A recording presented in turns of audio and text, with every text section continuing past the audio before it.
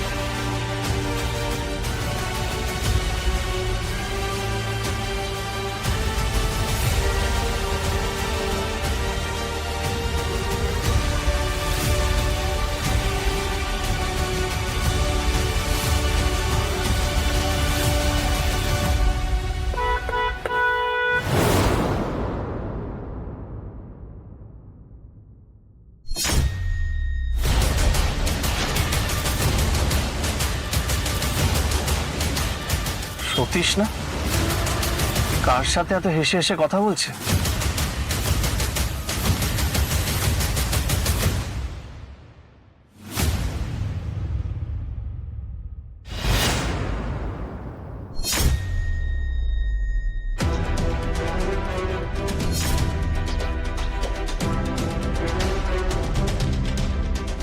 শ্রী, বেশ আনন্দে আছো শ্রী, ভীষণ আনন্দে আছো। আমাকে কষ্ট দিয়ে তুমি ভীষণ আনন্দে আছো শ্রী।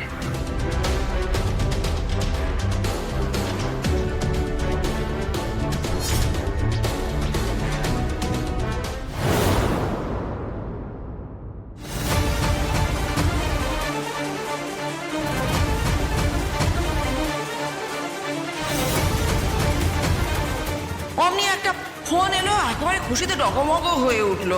তারপরে সেজে গুজে গটগট করে চলে গেল, বললো অফিসে যাচ্ছি।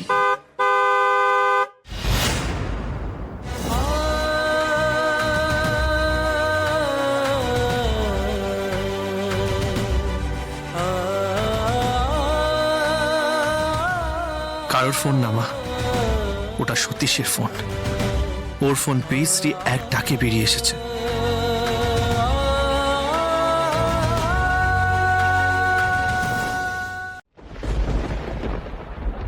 8টা বেজে গেল, এখনো এলো না।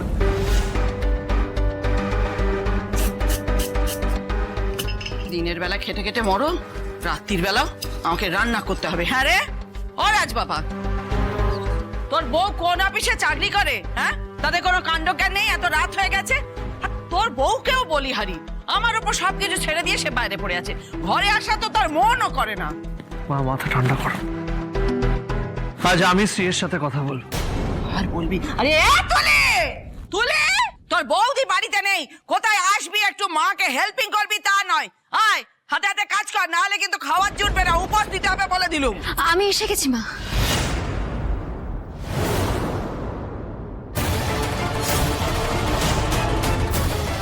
মা তুলিকে ডাকার কোনো দরকার নেই, ও হয়তো পড়াশোনা করছে ঘরে। আমি এক্ষুনি ফ্রেশ হয়ে রান্না বসাচ্ছি। হ্যাঁ বাবা, ও বাবা, আমার কি কপাল! মা জননী, আপনার অসীম কৃপা যে আপনি আমাদের উঠোনে পা রেখেছেন। না শুনো, আপনার পা ধুইয়ে দিন। তুমি কি করছো?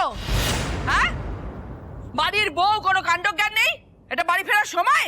মা তুমি মাথা ঠান্ডা করো, শ্রীর সাথে আমি কথা বলবো। চল। রাজ, এসব কি হচ্ছে? কি করছো? কি হয়েছে? আমি বললাম তো তোমার সাথে আমার জরুরি কথা আছে। চল। রাজ লাগছে। রাজ, কি হচ্ছে বুঝতে পারছি। কোথায় চাকরি করছো তুমি? কোথায় চাকরি করছো? কি করছো তুমি?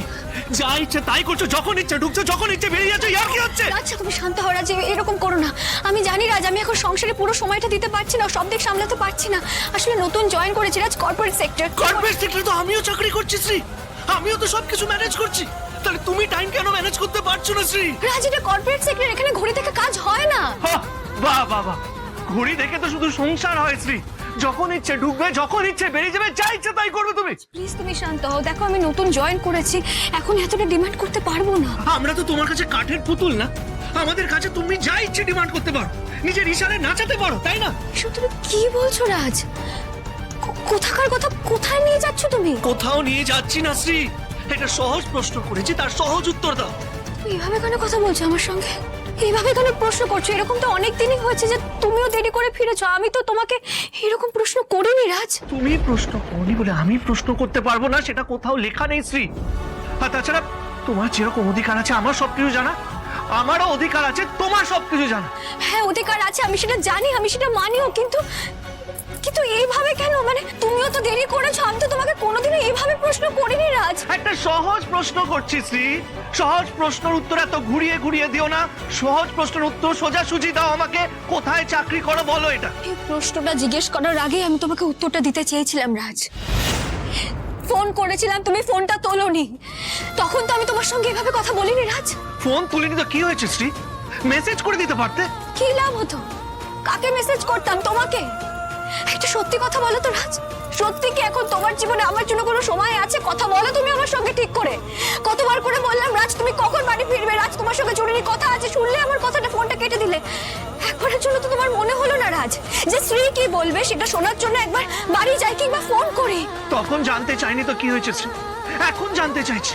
বলো তুমি কোথায় চাকরি করছো, প্লিজ বলো। solution@click। হয়েছে এবার শান্তি? সত্যি তুমি এখানে চাকরি করছো? এমন ব্যবহার তুমি কেন করছো রাজ? আমার যে খুব কষ্ট হচ্ছে। কষ্টে তো চলে পুড়ে আমি যাচ্ছি শ্রী।